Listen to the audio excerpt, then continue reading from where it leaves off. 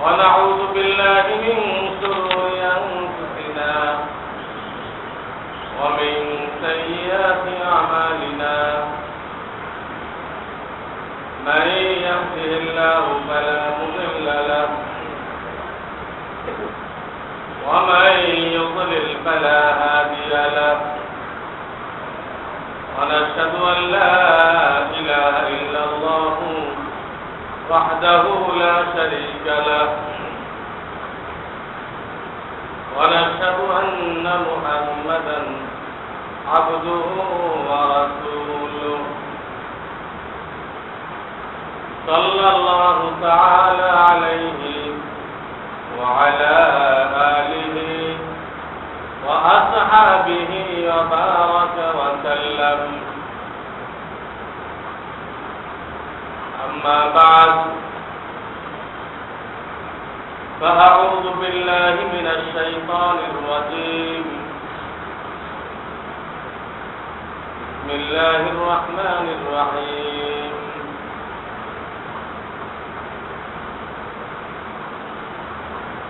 إن الذين آمنوا وعملوا الصالحات كانت لهم جنات الفردوس نزلا.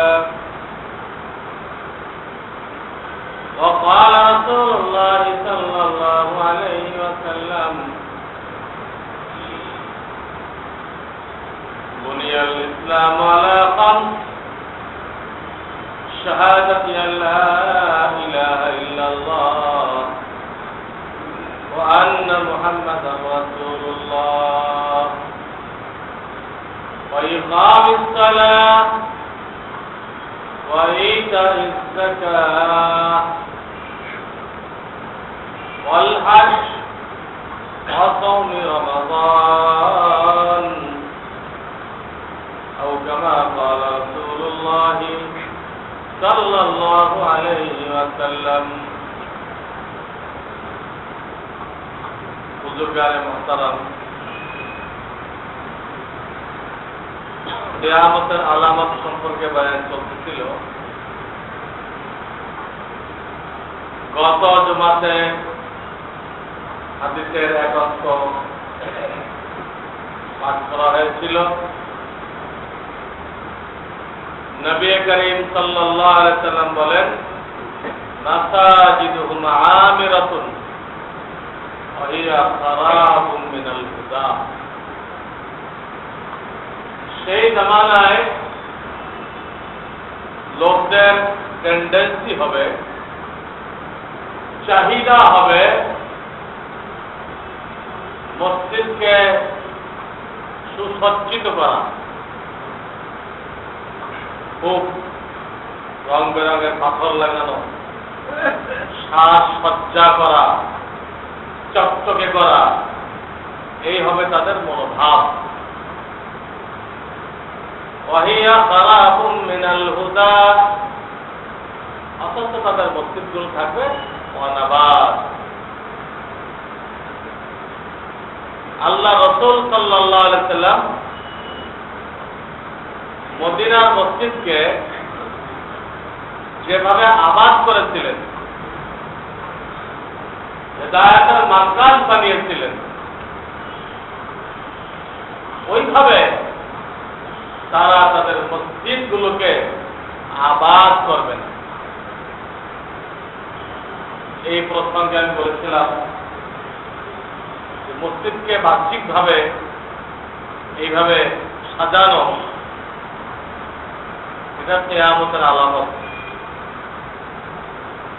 কিয়ামতের আলামত শরীয়তে সম্পূর্ণ মাকরুহ, অপছন্দনীয় কাজ। শরীয়তের দৃষ্টিভঙ্গি হলো মসজিদকে মজবুত করো, মজবুত করতে অসুবিধা নেই, মজবুত এক জিনিস আর সাজসজ্জা এক জিনিস, মজবুত করো। তবে মূল কাজ হলো মসজিদকে আবাদ করো। মসজিদে যারা দায়িত্বশীল থাকবে, ইমাম, মুতাওয়াল্লি, কমিটির সভাপতি, এই ধরনের যারা দায়িত্বশীল, তাদেরকে এই হাদিসের মধ্যে বলা হইতেছে তোমাদের তত্ত্বাবধানে যে মসজিদ আছে এইটা যেন কিয়ামত আলামত না হয়, এইটা যেন মদিনার মসজিদের নমুনা হয়, মদিনার মসজিদের নমুনা হয়, হেদায়েতের মার্কাজ হয়।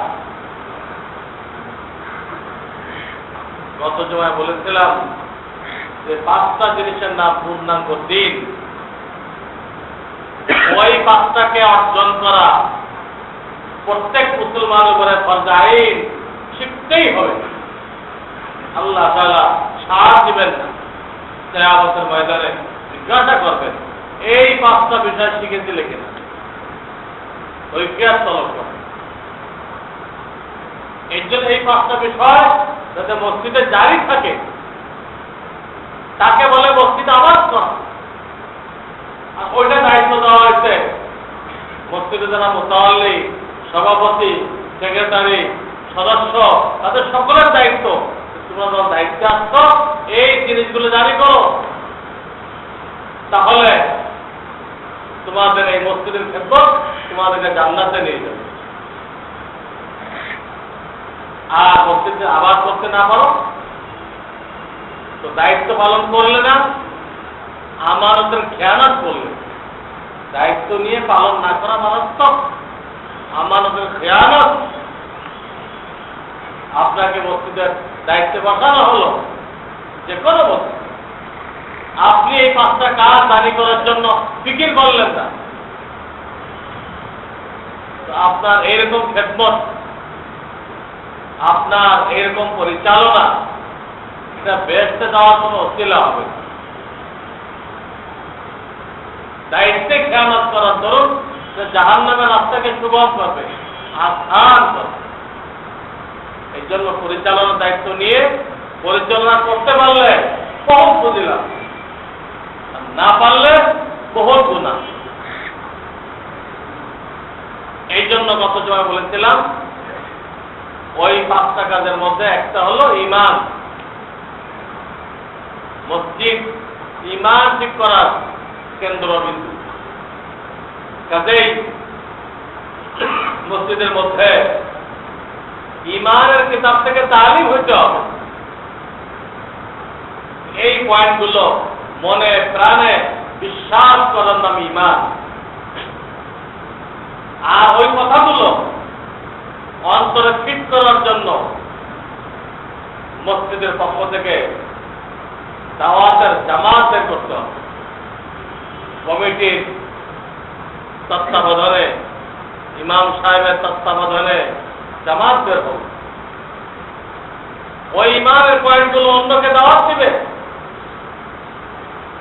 দিয়ে নিজের ইমানকে মজবুত করবে, পাকাপোক্তা করবে, যাতে ইবলিসের হামলার সময় ইমান নষ্ট না হয়। সারা জীবন ইবলিসের পক্ষ থেকে হামলা হবে, আপনাকে আমাকে ইসলাম থেকে সরানোর জন্য ইবলিস চেষ্টা করবে, জান দিয়ে চেষ্টা করবে। তার সর্বশেষ চেষ্টা হবে মৃত্যুর আগ মুহূর্তে, শেষ চেষ্টা। ইবলিস যখন আমাদেরকে ইসলাম থেকে দূরে সরানোর চেষ্টা করবে, তখন যদি আপনার আমার ঈমান মজবুত থাকে, ইবলিস ফেল হয়ে যাবে। আর যদি আপনার ঈমান গড়বড়ে হয়, কচুর পাতার পানি হয়, ইবলিসের এক ধাক্কায় পড়ে যাবে, ঈমান শেষ হয়ে যাবে। এই জন্য প্রত্যেক মসজিদ আলাদার দায়িত্ব ঈমানের কিতাবের তালিম করা এবং লোকদেরকে দাওয়াতের কাজের জন্য বের করা, উদ্বুদ্ধ করা, ইন্তজাম করা। মসজিদের ইমাম, কমিটি সকলের দায়িত্ব। 2 নম্বর দায়িত্ব মসজিদে নামাজ কায়েম করা। নামাজ কায়েম করা নামাজ কায়েম করতে গেলে সূরা কেরাত সহি করতে হয়। ভুল করলে নামাজ নষ্ট হয়ে যায়, অর্থ বিগড়ে যায়। এই একটা সাইড। আর একটা সাইড হলো নামাজ রাসূলের তরিকা অনুযায়ী পড়া, সুন্নাত অনুযায়ী পড়া। আল্লাহ রাসূল যেভাবে নামাজ পড়তে বলেছেন সেইভাবে পড়া। আপনি দাঁড়াই গেলেন, দাঁড়ানোর সাথে সাথে অনেকগুলো সুন্নাত আপনার সাথে এসে গেল। আপনার পাও কিভাবে থাকবে? সম্পূর্ণ কিবলার দিকে থাকবে। আমরা যেমন দুই দিকে ছড়াই দেই, গলত না, পাও পুরা কিবলার দিক থাকতে হবে। হাত তোলার সময় কিন্তু কথা, বাঁধার সময় কিন্তু কথা। হাত তোলার সময় কান বরাবর তুলতে হবে, এক নম্বর। তালু কিবলার দিকে রাখতে হবে, তালু কিবলার দিকে। আঙ্গুল বাঁকাও করা যাবে না, তালু মাথার দিকেও দেওয়া যাবে না, কিবলার দিকে। আঙ্গুলগুলো স্বাভাবিক রাখতে হবে, একটু মিলাই দেওয়া যাবে না, ফাঁকাও রাখা যাবে। হাত তোলার সময় এই তিনটা সুন্নতের প্রতি খেয়াল রাখতে হবে। তিনটা সুন্নত: বৃদ্ধাঙ্গুলের মাথা কানের লতি বরাবর, তালু সম্পূর্ণ তালু কিবলার দিকে, আঙ্গুলগুলো স্বাভাবিক।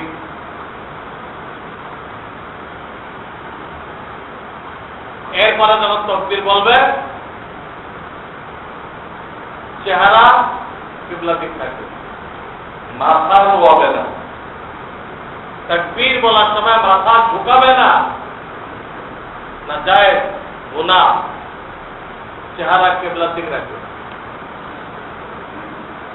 আর ইমামের তাকবীরের পরে তাকবীর দিবে, আগে যেন না হয়, আগে যেন না হয়। চেহারা কিবলার দিকে, মাথা ঝুঁকাবে না। আর মুখে যে তাকবীর দিবে, ইমামের তাকবীরের পরে দিবে, যাতে কোনো অবস্থায় ইমামের আগে না হয়। তাকবীর দেওয়ার পরে নাভির নিচে হাত দিতে হবে। তাকবীর দেওয়ার সময় হাতের মধ্যে কয়েকটা কাজ আছে। একটা কাজ হলো ডান হাতের তালু বাম হাতের পিঠের উপর রাখতে হবে। ডান হাতের তালু বাম হাতের তালু পিঠে রাখতে হবে, একটা কাজ। কনিষ্ঠ আঙ্গুল দিয়ে আর বৃদ্ধ আঙ্গুল দিয়ে বাম হাতের কবজি ধরতে হবে, কবজি, দুটা কাজ। মাঝের 3 আঙ্গুল বিছায় রাখতে হবে, বাম হাতের উপরে বিছায় রাখতে হবে, 3টা কাজ। হাতটাকে নাভির নিচে নিতে হবে, 4টা কাজ, 4টা কাজ। আর খানা করতে হবে। তো দেখা যাচ্ছে আপনি দাঁড়াইছেন নামাজে, সেখানে এতগুলো সুন্নাত আছে, যা ছেড়ে দিলে আপনার নামাজ আল্লাহ পর্যন্ত বসবে। পায়ের মধ্যে একটা, পাও কিবলা দিক করে দিলেন। মাথা মুখে আর 2টা, চেহারা কিবলার দিকে, আর মুখে তাকবীর পড়বেন ইমামের পরে। মুখে আস্তে আস্তে খানা পড়তে হবে। মাথা মুখে 3টা, চেহারা কিবলার দিকে, ইমামের পরে তাকবীর দেওয়া, খানা পড়া। হাত উঠাইতে 3টা, নামাইতে 4টা। উঠাইতে 3টা, নামাইতে 4টা। এই সব মিলে 11টা সুন্নাত হয়। এইভাবে পুরা নামাজে 51 সুন্নাত হবে। আরো আছে ফরজ, ওয়াজিব। ফরজ, ওয়াজিব, 51 সুন্নাত, এই সব কিছু খেয়াল রেখে নামাজ পড়তে হবে। এটার জন্য আপনাকে এই মাসলাগুলো মুখস্থ করতে হবে এবং দাওয়াতুল হকে যে নামাজের প্রশিক্ষণ দেওয়া হয় ওই প্রশিক্ষণ আপনাকে গ্রহণ করতে হবে।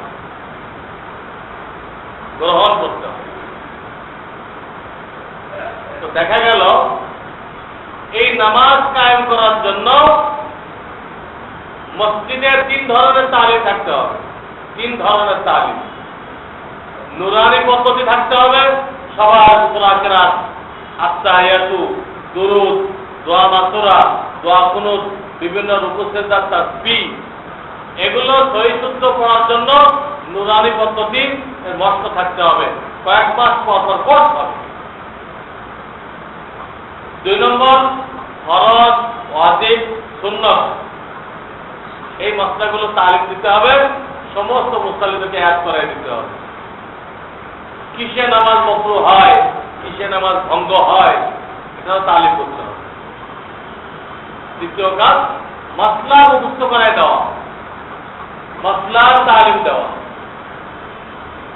তৃতীয় কাজ, তৃতীয় মেহনত, সব মুসল্লিদেরকে দাঁড় করায় হাতে কলমে দেখাই দিতে হবে, পাও কেমনে রাখতে হবে, হাত কেমনে উঠাইতে হবে, কেমনে বাঁধতে হবে, কেমনে রুকু করতে হবে, কেমনে সিজদা করতে হবে। আমাদের এক এক রাকাতে 3টা রুকু হয়েছে। আল্লাহ চেয়েছেন 1 রুকু, আমরা করতেছি 3 রুকু। একটা বুঝে শুনে, আর একটা সিজদায় যাওয়ার পথে, আর একটা সিজদা থেকে দাঁড়ানোর পথে। এটা ওয়াজের দ্বারা ঠিক করা যাবে না, বয়ানের দ্বারা, বিবৃতির দ্বারা ঠিক করা যাবে না, কিতাব পড়ে ঠিক করা যাবে না।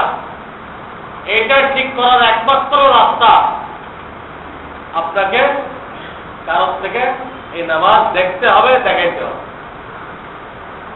কেউ আপনাকে দেখাবে, আপনিও তাকে দেখবেন। মজলিসে দাওয়াতুল হক এই কাজটা করবে। তো প্রত্যেকটা মসজিদের মধ্যে নামাজ কায়েম করার জন্য নুরানি পদ্ধতিতে সূরা কেরাত সহি করে দিতে হবে, কোরআন সহি করে দিতে হবে, দোয়া কালাম সহি করে দিতে হবে। ইমাম সাহেব, খতিব সাহেব মসলা বলে দিবেন, মসলা মুখস্থ করতে হবে, আর সকলকে দাঁড় করে হাতে কলমে দাওয়াতুল হকের পদ্ধতিতে নামাজের ট্রেনিং দিতে হবে, প্রশিক্ষণ দিতে হবে। প্রত্যেকটা মসজিদে এই 3টা মেহনত যদি চালু থাকে তাহলে সেই মসজিদে, সেই মহল্লায় নামাজ কায়েম করা হয়েছে। আর যেখানে এই 3টা মেহনত নেই সেখানে লোকেরা নামাজ তো পড়ে কিন্তু কায়েম করে না।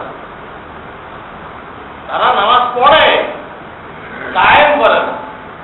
তো আল্লাহ তাআলা কোরআনে নামাজ পড়তে বলেন নাই, কায়েম করতে বলতেন।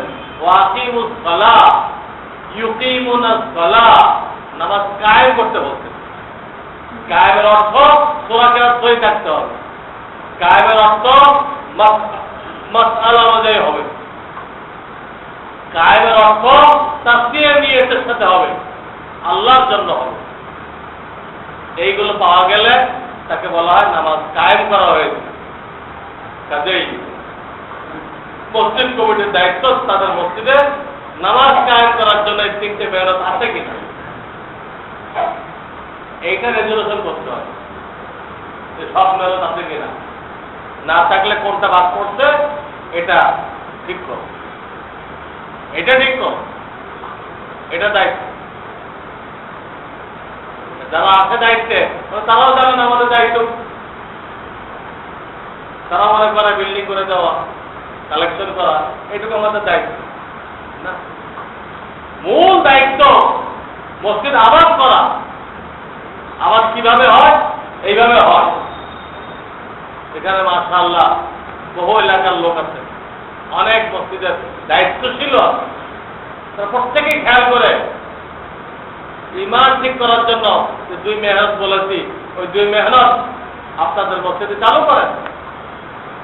নামাজ ঠিক করার জন্য 3 মেহনত, নুরানি পদ্ধতি, দাওয়াতুল হক আর মসজিদে মাসাইলের তালিমুল ফিকহ, এই 3 মেহনত হইতে হবে। তাহলে নামাজ রাসূলের তরিকায় চলে আসবে, যে নামাজ দ্বারা সব সমস্যার সমাধান হবে। আমাদের নামাজ এত ল্যাংড়া, কোন সমস্যার সমাধান করতে পারে না। এমনকি গুনাহ থেকে বাঁচাইতে পারে না আমাদের নামাজ, এত মুর্দা নামাজ যে গুনাহ থেকে বাঁচাইতে পারে না। মানে আগেও বলেছি, এই যে বিশ্বকাপ গেল, কজন নামাজে রেখে তরফ করছে? নামাজ তো পড়ছে। আমার আজ থেকে মূল্যবান হায়াতের একটা সেকেন্ড কত দামি, যে 2-1 সেকেন্ড ব্যয় করে সুবহানাল্লাহ পড়া যায়, আলহামদুলিল্লাহ পড়া যায়, পড়লে জান্নাতের ভিতরে প্রকাণ্ড ফলের গাছ তৈরি হয়। 1 সেকেন্ড ব্যয় করলে জান্নাতে অনেক কিছু পাওয়া যায়। সেই মূল্যবান হায়াত দ্রুত শেষ হয়ে যেতে আমরা দেখা যায় মুসলমানেরা প্রায় 2 মাস কি পরিমাণ এই হায়াত থেকে নষ্ট করেছে সমাজ। একটা বাজে জিনিস, বেহুদা জিনিস, নাজায়েজ জিনিস দেখার জন্য কি পরিমাণ সময় নষ্ট করা হয় কল্পনা করা যায়? যে হায়াত থেকে কথার কথা আপনি 2 কোটি টাকার মালিক ছিলেন, আপনার 1 কোটি টাকা লুট হয়ে গেছে। এই অবস্থা আমাদের হায়াতের অনেক বড় একটা অংশ বেকার চলে গেল এই 2 মাসে। ইহুদিদের খপ্পরে পড়ে, খ্রিস্টানদের খপ্পরে পড়ে এই অবস্থা হয়েছে। কত টাকার পতাকা কেনা হয়েছে, এই টাকাগুলোর কৈফিয়ত দিতে হবে না আল্লাহর কাছে? কিভাবে যায় জন্য এই পতাকা খরিদ করা? জান দিন বাঙালি, জি জান দিয়ে দিচ্ছে এক এক দেশের জন্য। সেই দেশকে যখন জিজ্ঞাসা করা হয়েছে, তো বাংলাদেশে তো আপনাদের অনেক ভক্ত আছে, তাদের সম্পর্কে কি ধারণা? তারা জবাব দিচ্ছে, এই নামে কোন দেশের নাম আমরা জানি না। বাংলাদেশ নামে ভূপৃষ্ঠে কোন দেশ আছে আমরা তো শুনি নাই। তারা আবার কারা আমাদের ভক্ত হয়ে গেল? এই দেশটা কোথায়? কোন প্রকার দল আমরা, যার জন্য আমরা দান দিয়ে দিলাম, আমাদের পতাকা ফেলে দিয়ে তাদের পতাকা লাগিয়ে দিলাম? এটা এই নামে কোন দেশ আছে এটাও জানা, এটাও জানা। এই হলো আমাদের আকলের হালাত। তারপর দেখেন, সর্বোচ্চ বিদ্যাপীঠে তারা পড়ে, যার আর পড়াশোনা নেই। সর্বোচ্চ বিদ্যাপীঠ, তাদের আকলের অবস্থা দেখেন। তারা তাদের বৃদ্ধি কি কি আছে দায়িত্বশীল, তাদের রুম ঘেরাও করে আন্দোলন করে, পরীক্ষা পিছিয়ে দিতে হবে, এই 2 মাস বন্ধ রাখতে হবে। এত বড় একটা জিনিস দেখার সুযোগ দিতে হবে। মনে হচ্ছে এর থেকে আর খরচ কোনো দায়িত্ব নেই তাদের। সর্বোচ্চ বিদ্যাপীঠে আপনাদের ছেলেরা যে পড়ে, তাদের ব্রেনের স্তরটা দেখেন। এমন একটা বেহুদা কাজের জন্য দায়িত্বশীলকে অবরুদ্ধ করা হল, তাকে ছুটি ঘোষণা করতে বাধ্য করা হল। এরা কি কি বুঝ নিয়ে ওখান থেকে শিক্ষা শেষ করে বেড়ে, ওরা তো শিক্ষা জীবনের শেষ প্রান্তে। ওদের ব্রেনে যদি এই হাল হয়, তো অন্য মানুষের ব্রেনের কি অবস্থা? বেহুদা কাজের জন্য, নাজায়েজ কাজের জন্য তারা পড়ালেখা বন্ধ করে দিচ্ছে, ছুটি দিতে বাধ্য করছে। আরো আশ্চর্য লাগে, এইটা করতে দেয় অনেকে মারাও গেছে। পতাকা টানাইতে দেয়, 20 অ্যান্টেনা টানাইতে দেয়, তাদেরতে পড়ে পড়ে। কিন্তু এমন কোনো সাবজেক্ট এর জন্য পড়তে হবে? কি মরার মতো কোনো সাবজেক্ট এটার জন্য বলা যায়? এরা জানের হিসাব কিভাবে দেবে? তো শেয়ার কুকুর থেকেও খারাপ বললো তারা, যে হারাম কাজ করতে দেয় তারা পড়ে বলবে। এইগুলো দেখলে সমাজের একটা সামগ্রিক চিত্র ফুটে ওঠে, মুসলমানদের আকল কোন স্তরে আছে। আল্লাহ যারা দায়িত্ব দিচ্ছে ধারে কাছেও নেই।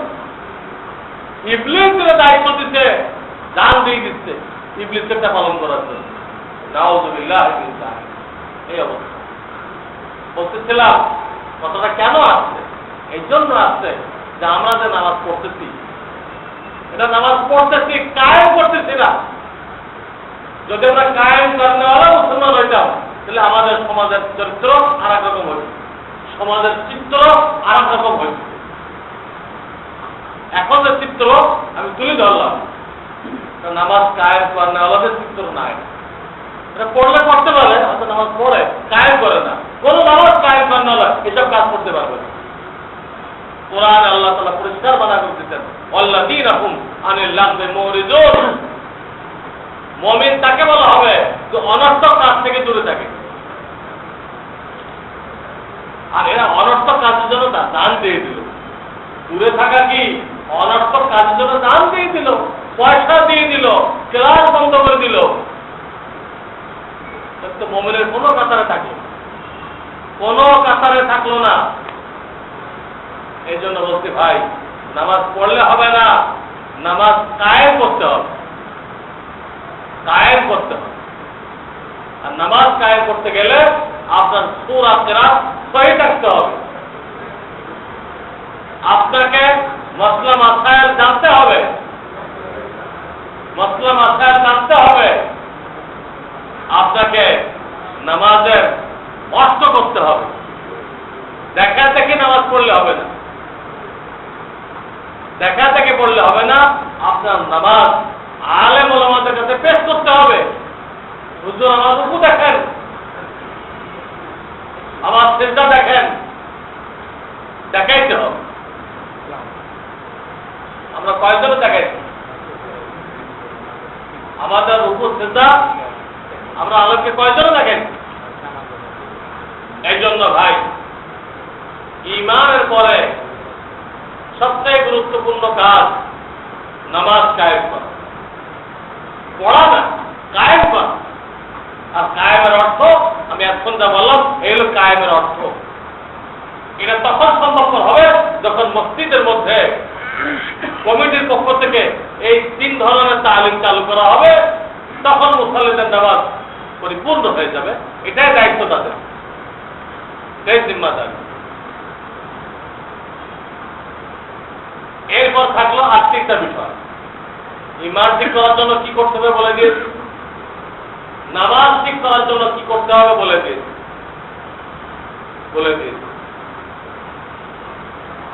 এখন রইল রিজিক হালাল রাখা।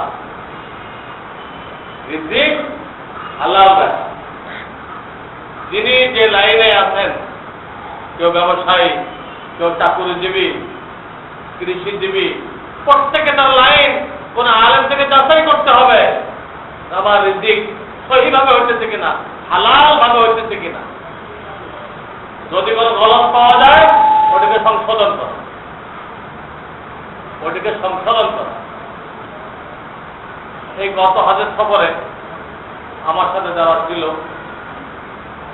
হজ করতে গেছে, আমি তো প্রত্যেকদিন কিছু কিছু বয়ান করতাম, রিজিক হালাল রাখতে হবে। একজন হাজি সাহেব আমাকে প্রশ্ন করলেন, হুজুর আমি তো টাকা পয়সা ভাড়া দেই, এটা আমার জন্য ঠিক হবে কিনা? এবার এবার কিরকম টাকা পয়সা ভাড়া দেন বলে তুলে আমি একজনকে 10,000 টাকা দিলাম 3 মাসের জন্য ভাড়া।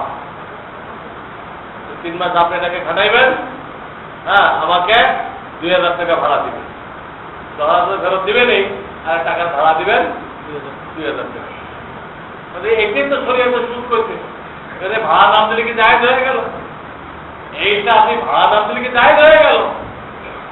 আমি তো মনে করছিলাম এইভাবে জায়েজ হবে। তাড়াতাড়ি তওবা করেন, যাদের থেকে এরকম টাকা নিচ্ছেন দেশে সব ফেরত দেন, আর আপনার হজ কবুল হবে না। ফেরত দেন। হ্যাঁ, বলেছি তাদেরকে। এই জন্য ভাই প্রত্যেকের দায়িত্ব, হায়াত শেষ হয়ে যাবে, আল্লাহর কাছে জবাবদিহি করতে হবে, হয় জান্নাত তো হয় জাহান্নাম। এদের শরম পাওয়ার কিছু নেই। অনেকে শরম পায়, কেমনে জিনিস করে। এই শরম পাওয়া থেকে অনেক জরুরি নিজেকে জাহান্নাম থেকে বাঁচানো, দোজখ থেকে বাঁচানো অনেক জরুরি। শরম বাঁচিয়ে দেন। যে আলেম ওলামার কাছে সে প্রত্যেকে মসলা জিজ্ঞাসা করেন যে আমি এইভাবে চাকরি করি, আমি এইভাবে ব্যবসা করি, আমি এইভাবে জমিন বর্গা দেই, এইভাবে জমিন বন্ধক রেখে ফসল খাই। জমি বন্ধক রেখে যে ফসল খায় জায়েজ হয় না। সুদ খাওয়া হয়, সুদ খাওয়া, সুদ খাওয়া হয়। বন্ধক জায়েজ আছে, কিন্তু বন্ধকটা শরিয়াতে ইবাদত, আর ইবাদত দ্বারা দুনিয়াতে টাকা বাড়বে না। ইবাদত ইবাদতের জন্য করতে হবে, বন্ধক সব পাওয়ার জন্য করবেন। তারা টাকা খরচ দিতেন, দলিল আপনার কাছে রাখতেন, ঠিক আছে, কিন্তু জমির ফসল আপনি খাইতে পারবেন না। পড়ে থাকবে গরিব মালিক, সে খাবে, আপনি খাইবেন তো সুদ খাইলেন। হাদিস কুল্লু কারদিন জাররা নাফআন ফাহুয়া রিবা, করজের দ্বারা যে লাভ হাসিল করা হয় সেটা সুদ। আপনার নবী মুহাম্মদুর রাসূলুল্লাহ সাল্লাল্লাহু আলাইহি ওয়াসাল্লাম বলতেছেন, করজের বিনিময়ে যে লাভ দেওয়া হয় এটার নাম সুদ। জমি বন্ধক রেখে যে ফসল খায়, কিসের বিনিময়? ওই গরিবকে টাকা কর্জ দিতে, তাই তার জমিন মুক্তে খাওয়ার জন্য সে দিয়েছে। ওই করজের বিনিময় আপনি বেনিফিটটা নিলেন, সুদ খাইলেন।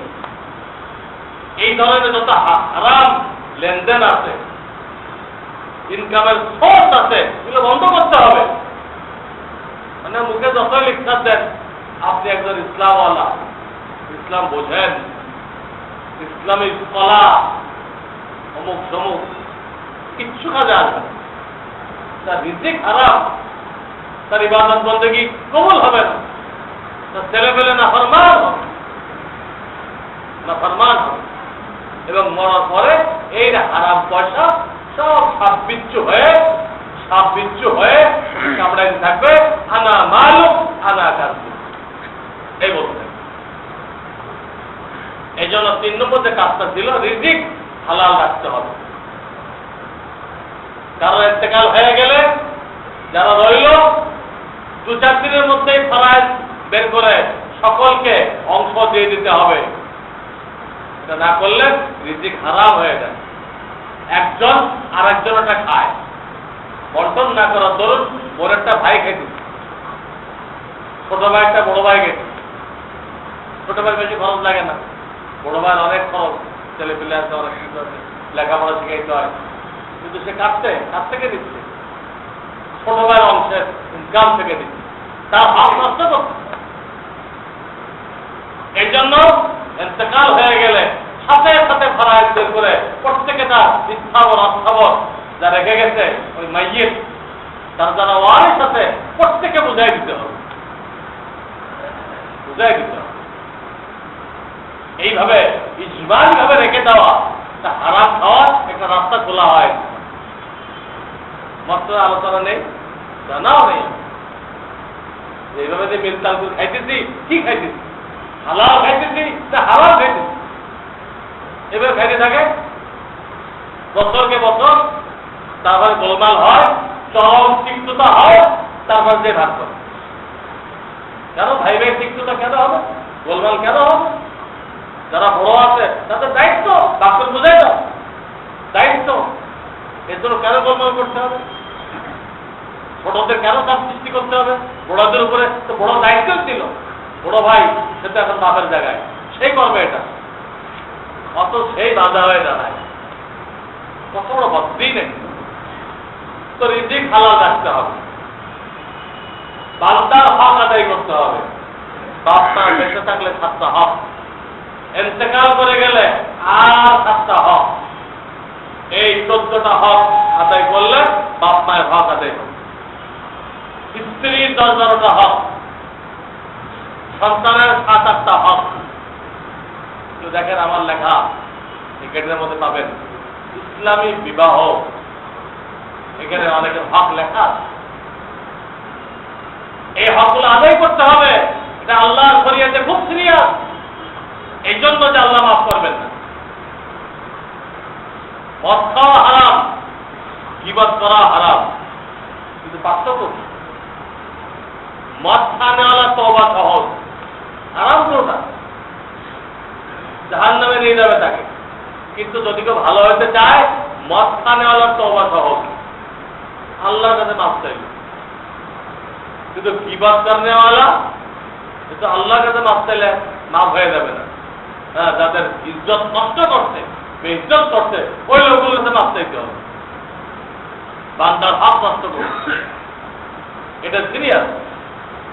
অথচ আমরা অহরহ গীবত করছি, কোনো দোষ মনে করি না। আর মদ করে দেখলে সৃষ্টি করছে, কিন্তু বুঝতেছে না ওর থেকে আমি অপরাধী। মদ যদি গীবত না করে, ও একটার মধ্যে আছে, আমি একটার মধ্যে আছি। ও মদ খাওয়াতে আছে, আমি গীবতে আছি। পরিণতির দিক দিয়ে আমারটা ওর থেকে সিরিয়াস। ও তো আল্লাহর কাছে তওবা করলে মাফ হয়ে যাবে, আমি তো আল্লাহর কাছে তওবা করলে মাফ হবে না। যখন যে সমস্ত মানুষের গীবত করছি তাদের থেকে মাফ না চাইবো, আল্লাহ মাফ করবেন না, কঠিন হয়ে গেল। এই জন্য বান্দার হক জানতে হবে, আদায় করতে হবে। যাদের হক নষ্ট করা হয়ে গেছে তাদের থেকে মাফ চেয়ে নিতে হবে। আর 5 নম্বর দায়িত্ব ছিল আল্লাহ তাআলা আমাদের পরীক্ষা নেওয়ার জন্য আমাদের অন্তরে 10টা দুর্বলতা রাখছেন। 10টা। পরস্ত্রী কাতরতা, হ্যাঁ, শত্রুতা, কুদৃষ্টি, হারাম দৃষ্টি, মাত্রা অতিরিক্ত রাগ, বাপ্পার করে জুলুম করে বসে, এত রাগ, রিয়া, নেক কাজ করলেই অ্যাডভার্টাইজ করে বলে বেড়ায়, অহংকার, আমার থেকে ভালো কে, আমার মতো কে বুঝে, সব দিক দিয়ে নিজেকে ভালো মনে হয়, আর বাকি মানুষগুলো গরু ছাগল মনে হয়। এটার নাম হলো তাকাব্বুর, আরবিতে তাকাব্বুর, বাংলা অহংকার। এই একটা রোগের কারণে ইবলিস জান্নাত থেকে বিতাড়িত হয়ে গেল, একটার কারণে। ওই রোগ আমাদের সকলের মধ্যে আছে, চিকিৎসা করানো আল্লাহ তাআলা ফরজ করে দিয়েছেন। তিনি সূরা তমারের মধ্যে বলে দিতেন, এই রোগগুলো যারা চিকিৎসা করবে, অন্তরের 10টা রোগ, প্রত্যেকটা রোগ গুনাহ কবিরা, এই রোগগুলো যারা চিকিৎসা করাবে তারা কামিয়াব, সফল কাম। আর এই রোগগুলো যারা চিকিৎসা করবে না তারা ধ্বংস।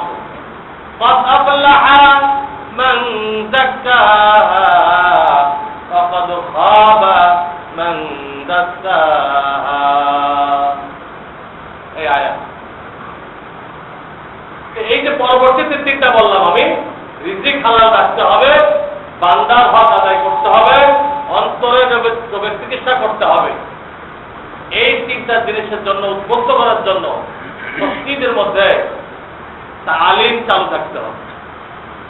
দরসুল কোরআন থাকবে, দরসুল হাদিস থাকবে, দরসুল ফিকহ থাকবে।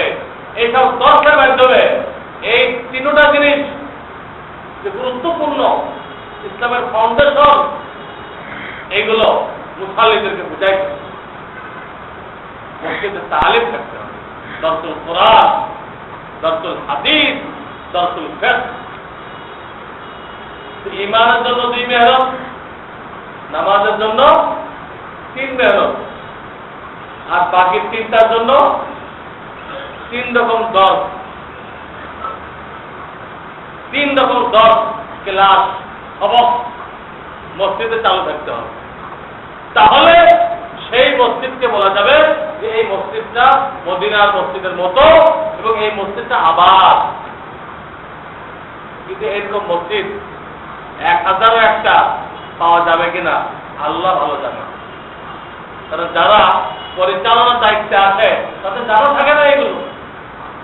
তারা জিজ্ঞাসা করে না, হুজুর আমাদেরকে কমিটি বানিয়ে দেওয়া হলো, আমাদের দায়িত্ব কি, মসজিদে কি চালু করতে হবে বলেন, জিজ্ঞাসাও করেন। কেউ জানে না, জিজ্ঞাসাও করেন। আমি খাস কোনো মসজিদের কথা বলতেছি না, ব্যাপকভাবে একটা কথা বলছি, জিজ্ঞাসা করে না, তখন সে আর দায়িত্ব আদায় করতে পারে না। এর জন্য আমি অনুরোধ করবো, এখানে বহু মসজিদের লোকজন আছেন, জুমার দিনে অনেক দূরের থেকেও অনেক ভাই এখানে আসেন।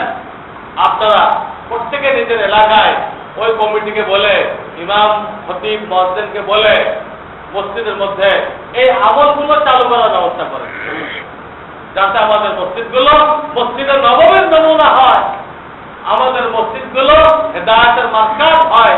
যেটা আল্লাহ রাসূল আফসোস করেছেন যে কিয়ামতের আগে মসজিদগুলো হেদায়েতের মার্কাজ থাকবে না, খালি দেখতে চকচকা হবে, দেখতে চকচকা হবে, হেদায়েতের কোনো ব্যবস্থা নেই সেখানে।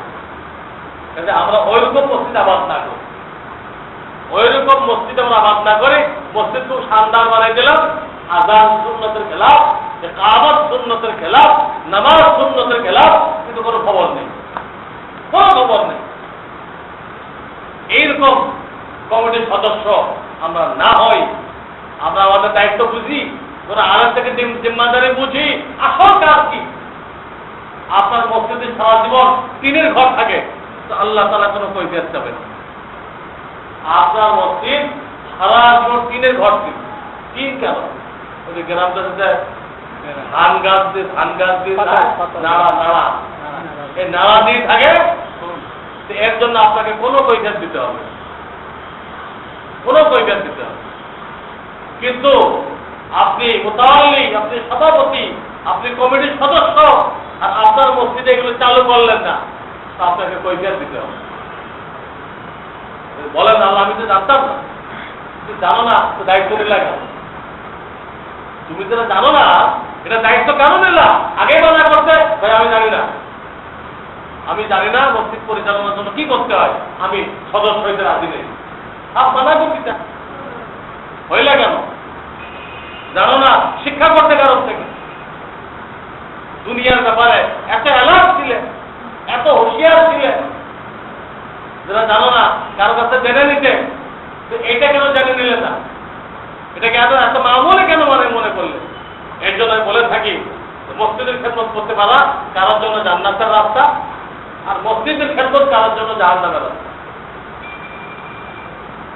সারা জীবন টিনের মসজিদ থাকলে কোনো কৈফিয়ত নেই, কিন্তু বিল্ডিং করতে যেয়ে হারাম পয়সা নিলেন, বিল্ডিং করতে যেয়ে গলত কাজের আশ্রয় নিলেন, তো আল্লাহ তাআলা মাফ করবেন।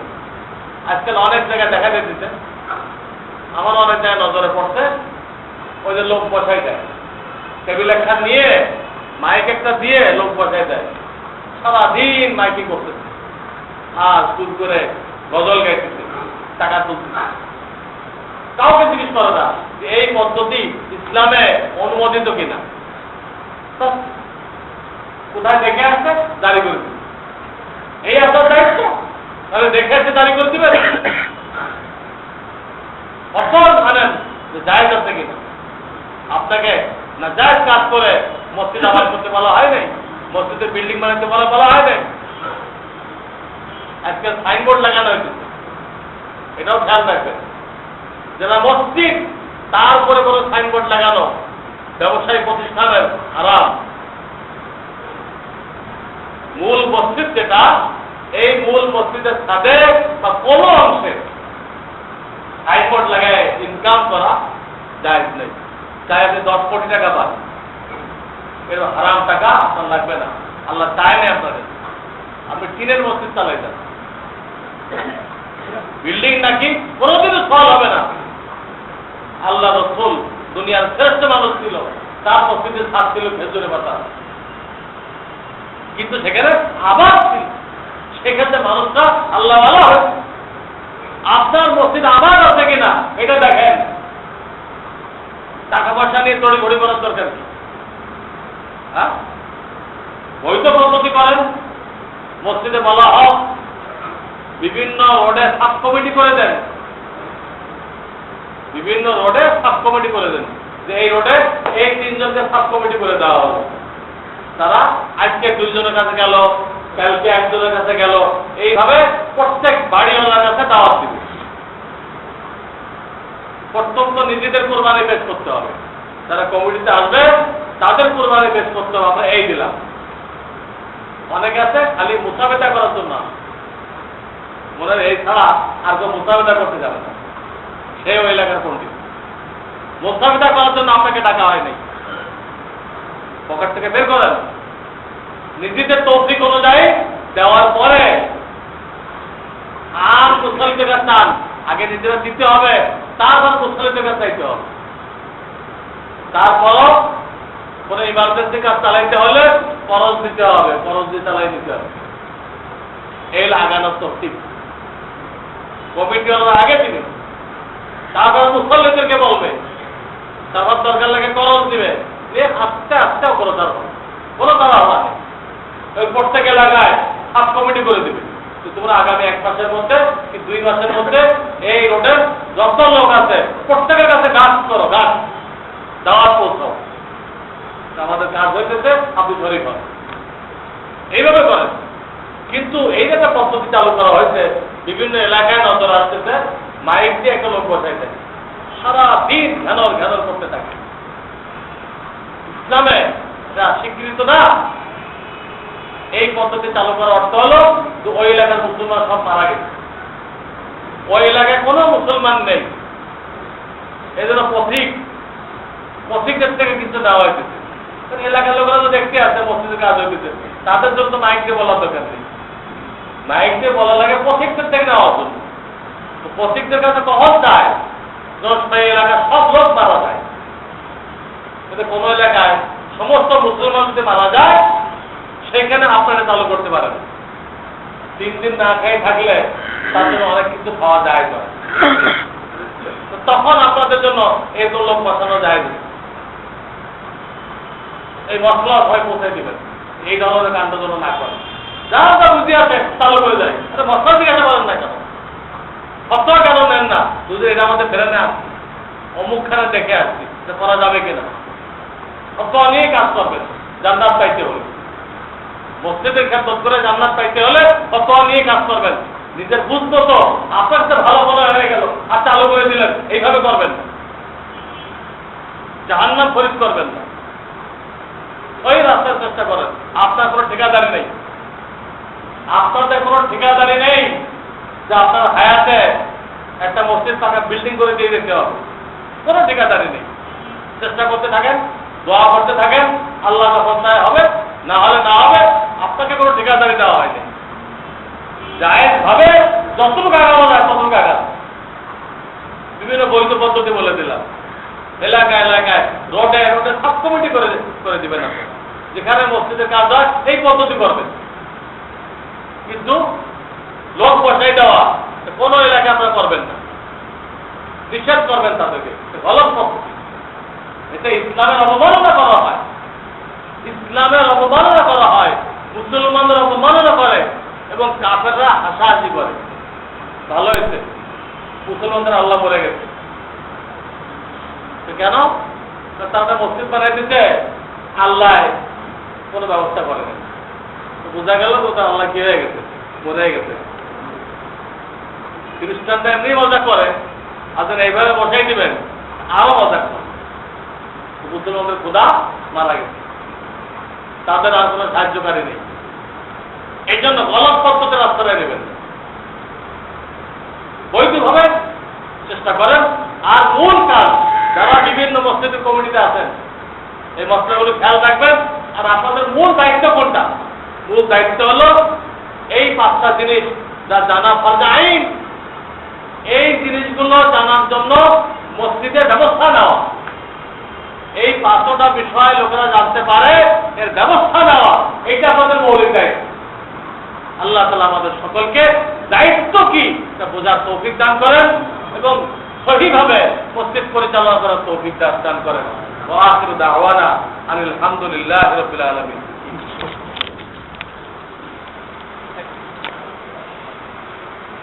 বিসমিল্লাহির রহমানির রহিম। আসসালামু আলাইকুম। এটা শেখ মোহাম্মদ ভাই